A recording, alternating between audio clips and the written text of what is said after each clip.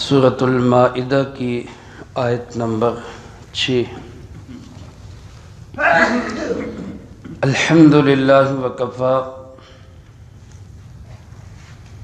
وسلام علی عبادہ الذین اصطفی، خصوصاً علی سید الرسل وخاتم الانبیاء وعلى آلہ واصحابہ الاتقیاء، اما بعد فاعوذ باللہ من الشیطان الرجیم، بسم اللہ الرحمن الرحیم۔ ما يريد الله ليجعل عليكم من حرج ولكن يريد ليطهركم وَلِيُتِمَّ نِعْمَتَهُ عَلَيْكُمْ لَعَلَّكُمْ تَشْكُرُونَ۔ ما يريد الله ليجعل عليكم من حرج، نہیں چاہتے اللہ رب العالمین کہ وہ تمہارے اوپر کوئی تنگی ڈالے، وَلَكِنْ يُرِيدُ لِيُطَهِّرَكُمْ، لیکن وہ تو چاہتے ہیں کہ تمہیں پاک کر دیں، وَلِيُتِمَّ نِعْمَتَهُ عَلَيْكُمْ، اور اپنی نعمت پوری تم پر برسا دیں، لَعَلَّكُمْ تَشْكُرُونَ، تاکہ تم شکر گزار بن جاؤ۔ یہ سورۃ المائدہ کی آیت نمبر 6 کا آخری جملہ ہے۔ اس سے پہلے 2 دروس میں آپ حضرات اس آیت مبارکہ میں طہارت کے متعلق بیان کردہ احکامات کو سماعت فرما چکے۔ اللہ رب العالمین نے جسمانی طہارت اور اس سے پہلے اندر کی طہارت یعنی غذا کی پاکیزگی، کمائی کا حلال ہونا، اس کو بیان کیا۔ جسم کی طہارت حدث اصغر سے حدث اکبر سے، اس کو بیان کیا۔ پانی نہ ملے تو طہارت کیسے حاصل کرنی ہے، تیمم کا طریقہ بیان کیا۔ یہ ساری باتیں، طہارتیں، پاکیزگیاں بیان کر کے اس جملے میں اللہ پاک نے بہت ہی پیارا مضمون بیان کیا ہے۔ کاش کہ ہم اس کی گہرائی کو سمجھ سکتے۔ یعنی اللہ پاک اپنے بندوں سے محبت کا اظہار کر رہے ہیں کہ میرے بندوں، میں تمہیں تنگ نہیں کرنا چاہتا۔ وضو کرو، غسل کرو، پانی نہیں ملتا تیمم کرو۔ اللہ تمہیں ان احکامات سے تنگ نہیں کرنا چاہتے۔ یہ کھانا ہے، یہ نہیں کھانا، یہ حلال ہے، یہ حرام ہے، یہ جو جتنی شریعت کی پابندیاں ہیں، ان کا مقصود تمہیں تنگ کرنا نہیں ہے میرے بندو، بلکہ ان کا مقصود یہ ہے کہ اللہ تمہیں پاک بنانا چاہتا ہے۔ کتنا پیار ہے، کتنی اپنائیت اور چاہت ہے اس جملے کے اندر۔ اس کو سمجھنے کے لیے، ورنہ مثال تو وَلِلَّهِ الْمَثَلُ الْأَعْلَىٰ، اللہ کی مثال تو کوئی نہیں، تو وراء الورا ذات ہے۔ سمجھنے کے لیے یوں کہہ لیں کہ جیسے کوئی بچہ بیمار ہو اور ماں باپ اس کو انجیکشن لگوائے، بظاہر بچہ سمجھ رہا ہو کہ مجھے تکلیف دی جا رہی ہے، مجھے تنگ کیا جا رہا ہے، مجھے ستایا جا رہا ہے، لیکن ماں باپ کیا کہتے ہیں سر پہ ہاتھ پھیرتے ہوئے، بیٹا ہم تمہیں تنگ نہیں کرنا چاہتے، ہم تو تمہیں صحت یاب دیکھنا چاہتے، تندرست دیکھنا چاہتے۔ اللہ رب العالمین گویا فرما رہے ہیں، محبت کا اظہار کر رہے ہیں بندوں کے ساتھ کہ میرے بندو، میں تمہیں تنگی میں نہیں ڈالنا چاہتا، پریشان نہیں کرنا چاہتا، میں تو چاہتا ہوں کہ تم پاک ہو جاؤ اور پاک جگہ جنت میں جانے کے قابل بن جاؤ۔ اللہ ہم سب کو پاکیزگی نصیب فرمائے۔ طہارت، عقیدے کی بھی طہارت، عقیدہ پاک ہو، شرک کی، کفر کی کوئی غلاظت عقیدے میں نہ ہو۔ قرآن کریم اللہ رب العالمین جناب محمد کریم صلی اللہ علیہ وآلہ وسلم ہمارے عقیدے کو بھی پاک کرنا چاہتے ہیں۔ ہمارا عمل پاک ہو، عمل کے اندر کسی قسم کی ریاکاری نہ ہو، کوئی دکھلاوا نہ ہو، کوئی نام و نمود اور شہرت نہ ہو، عمل اپنی مرضی سے نہ ہو، عمل اللہ اس کے رسول صلی اللہ علیہ وآلہ وسلم کے حکم اور طریقے کے مطابق ہو۔ اللہ پاک فرماتے میں تو یہ چاہتا ہوں تمہارے اعمال بھی پاک ہو جائیں، تمہارے اخلاق پاک ہو جائیں، کوئی بد اخلاقی نہ ہو، کسی کی غیبت، کسی کی چغلی، کسی کے ساتھ زیادتی، کسی کا حق مارنا، کسی کو جسمانی ذہنی تکلیف دینا، یہ تمہارے اندر نہ ہو، تمہارے اخلاق پاک ہوں، پاکیزہ ہوں۔ اللہ فرماتے میں تو یہ چاہتا ہوں۔ طہارت میں یہ ساری طہارتیں داخل ہیں، کمائی پاک ہو، کمائی کے ذرائع پاک ہوں۔ میرے محترم دوستو، اللہ کے محبوب صلی اللہ علیہ وآلہ وسلم نے ہمیں سب سے بڑھ کر دیانت داری سکھائی ہے۔ امانت ہو، دیانت ہو۔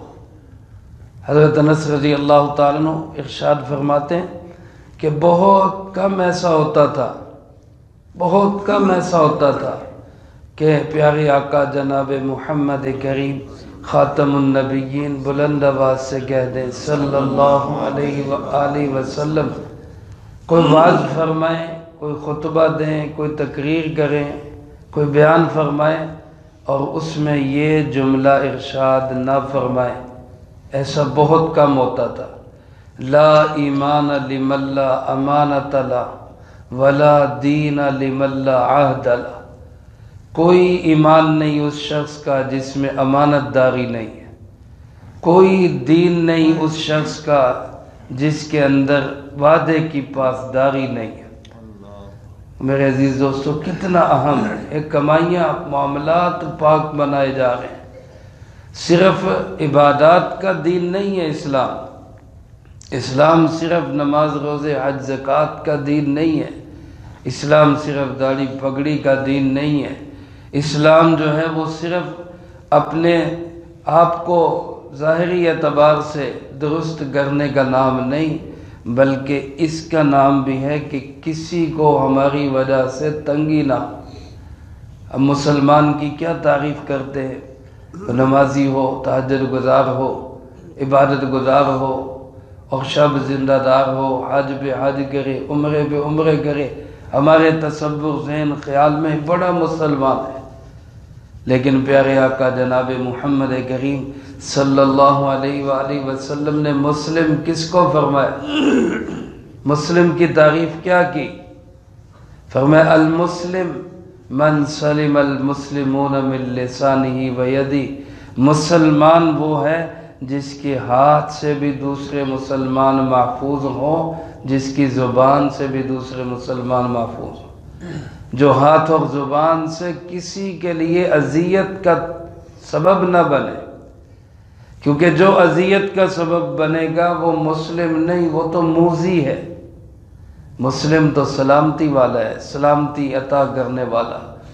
تو میرے عزیز دوستو، انہی طہارتوں میں ایک بڑی طہارت پاکیزگی ہے، وضو، غسل، انسان اس اعتبار سے پاک صاف ہو، حدث اصغر کی حالت میں بھی نہ ہو اور حدث اکبر یعنی جنابت کی حالت میں بھی نہ ہو۔ آج میرے عزیز دوستو، جن قوموں کی طرف ہم نظریں اٹھا اٹھا کے دیکھتے ہیں کہ وہ ایسے وہ ایسے وہ ایسے، ان کے پاس طہارت نہیں ہے، بنیادی چیز طہارت نہیں ہے۔ پاکیزگی اور طہارت یہ دین کا بہت بڑا شعبہ ہے، اور میرے عزیز دوستو اللہ کا شکر ادا کریں، اللہ کی بہت بڑی نعمت ہے، بہت بڑی نعمت ہے۔ اللہ پاک فرماتے ہیں میں تمہیں تنگ کرنا نہیں چاہتا، وَلَكِنْ يُرِيدُ لِيُطَهِّرَكُمْ، میں تو یہ چاہتا ہوں کہ تمہیں پاک بنا دوں، تمہاری طہارت چاہتا ہوں، تمہارے عقیدے، تمہارے عمل، تمہارے اخلاق، تمہاری کمائیاں، تمہارا جسم، تمہاری روح، سب کچھ پاک ہو، پاکیزہ ہو تاکہ تم پاک جنت میں پاک محبوب کے پاس پاک اللہ کے مہمان بن سکو۔ جب سارے پاک ہیں تو اللہ تمہیں بھی پاک بنانا چاہتا ہے۔ میرے عزیز دوستو، ہم اس کو بوجھ نہ سمجھا کریں۔ شریعت کا کوئی حکم بھی بوجھ نہیں ہے، کوئی حکم بھی۔ تو وضو کرنا خوش دلی کے ساتھ، سردی میں وضو کرنا ہو مشکل لگتا ہے، لیکن یہ تصور کر کے کہ میرا اللہ مجھے پاک دیکھنا چاہتا ہے۔ غسل فرض ہو گیا، اب تنگ نہ ہو، گھٹن محسوس نہ کرے، مصیبت محسوس نہ کرے، بلکہ شکر ادا کرے کہ میرے اللہ نے مجھے پاکی کا طریقہ بتا دیا، میں پاک ہو سکتا ہوں۔ اس کو بوجھ نہ سمجھے۔ ہم نے اپنے بڑوں سے، بالخصوص حضرت مفتی رفیع عثمانی صاحب رحمۃ اللہ علیہ، اللہ ان کی قبر پہ کروڑوں رحمتیں فرمائے، ہمارے مسلم شریف کے استاد ہیں، ان سے یہ واقعہ کئی دفعہ سنا تھا کہ عرب میں ایک شخص فوت ہوئے تو ان کی قبر کی کھدائی کی گئی، اور جہاں کھدائی کی گئی ان کے ذہن کے مطابق جو شخص تھے وہ کافی عرصہ پہلے انتقال کر چکے تھے، تو لہٰذا اب وہاں اور کی ضرورت ہو سکتی تھی، گنجائش ہو سکتی تھی۔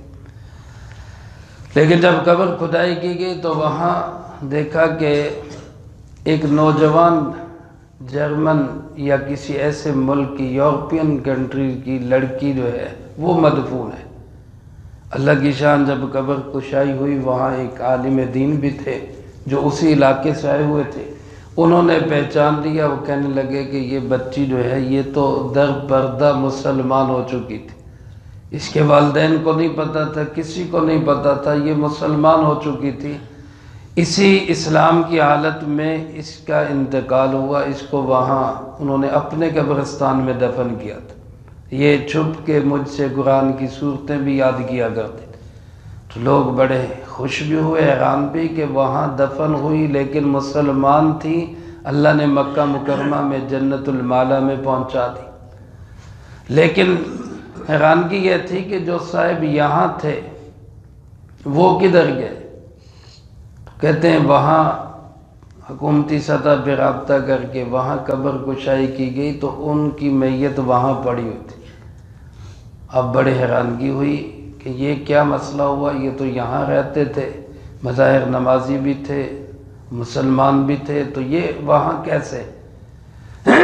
تو ان کے گھر سے تحقیق کی گئی تو ان کی اہلیہ نے بتایا کہ اور تو کوئی ایسی بات نہیں تھی، لیکن جب غسل فرض ہوتا، ہم بستری کرتے، غسل فرض ہوتا تو یہ جملے زبان سے کہتے تھے کہ عیسائیوں کا مذہب اچھا ہے، اس میں نہانا نہیں پڑتا، گویا کہ نہانے کو بوجھ سمجھتے تھے، حالت جنابت کو ایک بوجھ سمجھتے تھے۔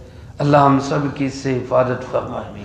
تو یہ بوجھ نہیں ہے، وضو ہو، غسل ہو، اللہ کی بہت بڑی نعمت ہے، اس سے ہمارے جسم بھی پاک ہوتے ہیں، ہمارے اخلاق بھی پاکیزہ بنتے ہیں۔ اللہ پاک فرماتے ہیں وَلِيُتِمَّ نِعْمَتَهُ عَلَيْكُمْ، وہ اللہ تو یہ چاہتا ہے کہ اپنی نعمت تم پر ساری بہا دے، تو سارا انعام تمہارے اوپر کرنا چاہتا ہے۔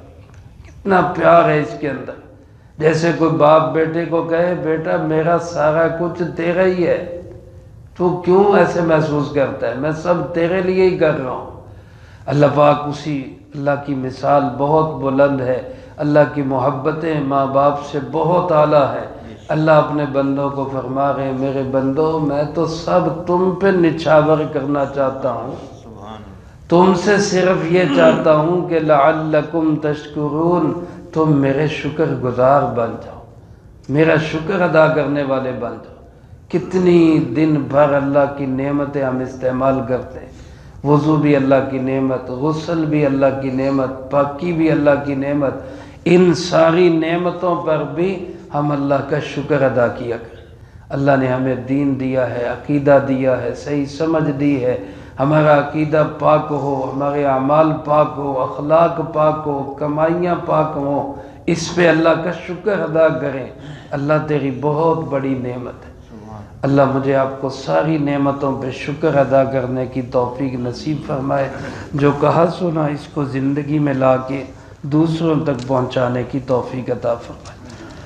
آج انشاءاللہ العزیز ہمارے جامعہ کے 5 طلباء اور 10 طالبات کا حفظ کا وفاق کا امتحان ہے۔